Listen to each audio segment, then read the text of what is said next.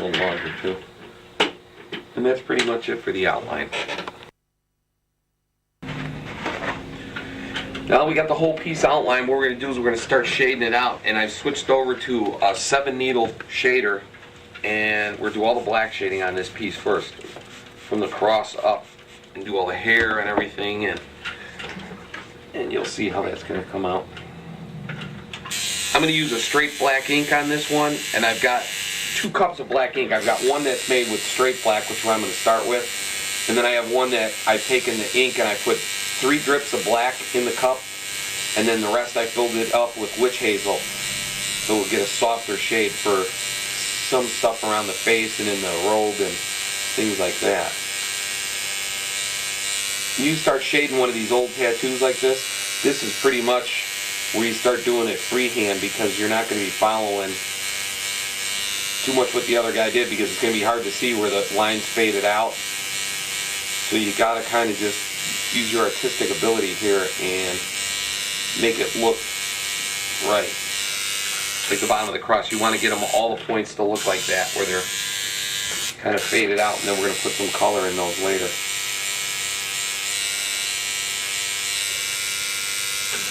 Now I outlined that with a real thin outline, but what I'm going to do now is I'm going to take this heavier one and I'm going to add a little bit to this cross to make the cross stand out and make it look a little heavier than the rest of the picture. So the portrait will be done more fine line, and this will give an effect that this cross is heavier in the background. So just take your shader and just follow back on those outlines, and it'll make that cross stand out a little bit better. You want that real fine line in the face and stuff. You don't want these thick, heavy lines. It makes that look a lot nicer than like here where it's a little thinner line. This looks a lot heavier, and it'll make the cross stand out a lot better. You know, we're going to do this robe here. And you can see in here, you can still see some of the old lines. So I didn't outline them. I'm just going to follow them with a shader, because it's supposed to be the cloak on them. So you want that to be a softer look. You don't want real hard lines on that. Just remember, you got a shadow coming from one side, so you want to shade everything from one angle. Usually, like on the bottom of these lines, you want those a little heavier shaded, so all the folds in the cloth will show up when you put the color in it. At this point, it's up to the person you're tattooing. You can change the color of anything. This cloak was white. You could do it in white. You could do it in purple. You could do some light shades of blue in it. Whatever they want. You want to keep it like the original one. This one originally apparently had some white in there, so we're going to probably go back to that same thing. Just remember, if you're going to cover up an old color with a new color, don't try to cover browns with, something too light, or especially black. It's going to be pretty hard to get a nice clean looking color. Otherwise you're going to wind up with a bunch of blurry looking colors again, and that's what you're trying to get away from. You're trying to get it crisp, make the piece look nice and new again.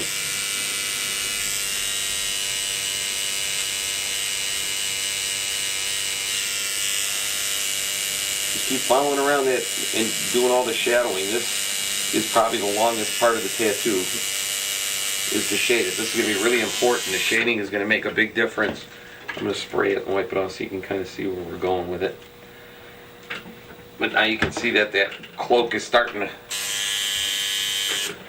look a little more three-dimensional.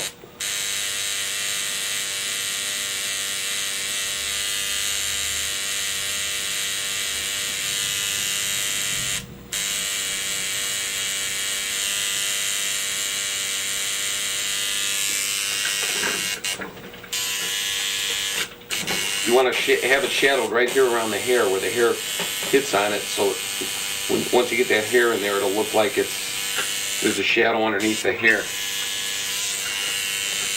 We'll do that on both sides like that.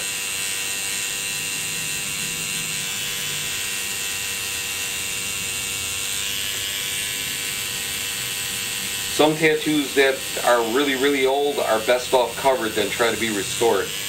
Some of them just get to the point where you can't even make out the image anymore, and you might be better off just covering them up with the new tattoo. So you got to be careful when you're going to start one of these. And once you put all this ink in there, it would be very hard to cover it because it would have all fresh ink. So that's why it was important to draw that out with that ballpoint pen first and make sure you can work with it and see what's going to happen to the tattoo when you get done.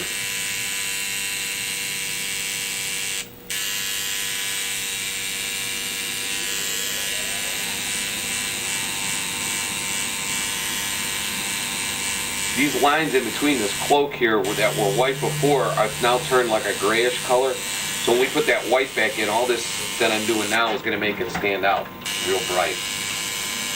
But that's that part of it now. That looks pretty good. I'm going to work on some of the hair. And this hair, I didn't do, like I said, I did not follow every single line in here. I'm going to put a lot of new work into it and change the kind of the flow of where the hair is going. And that you want to do with the shader because you want to keep it soft lines.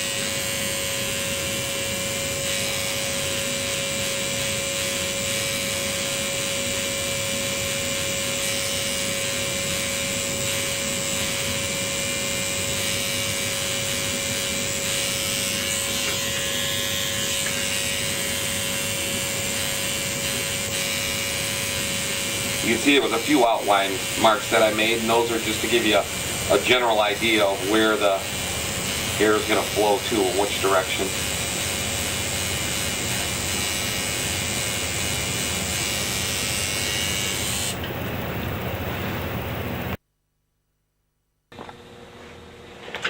You can see on here we've got this whole side of the hair is all shaded in. You can see all of this is all new lines that we put in. I didn't follow anything old and just kind of changed the flow of the hair.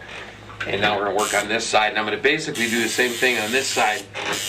You can see it's just kind of dark in there, so you just, once you figure out which way you want that hair to flow, just take that shader. You're kind of almost drawing a line with it and shading at the same time to get that look. In the hair on this particular piece, he looked real neat and groomed, so we're trying to make it look a little rougher on the edges. So I'm actually taking the shader and I'm going to come out a little further than the old tattoo was. And it'll give it a little bit different look. It won't look so outlined.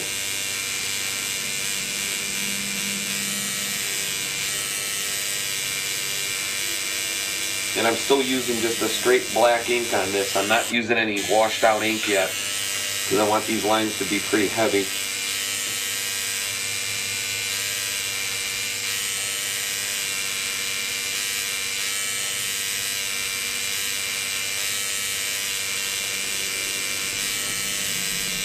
And then underneath where the beard is, you want to make that just a little darker. Start there and pull it back because that's where the shadow will be.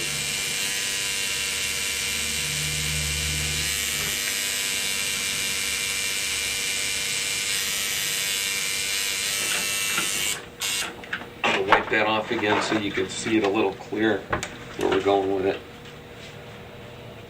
You can see how we're changing the hair. Instead of ending it with just a flat thing, we're going to let it just come out a little bit like that.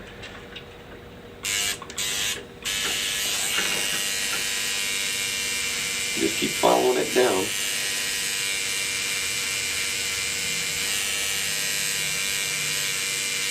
Don't overwork any one area either because it'll get pretty raw. You know, if you're not getting the way you want it to go, just stop there for a minute and change direction and do something else. Come back to it. Don't keep hitting on the same piece of skin there if you're not getting it going the way you want.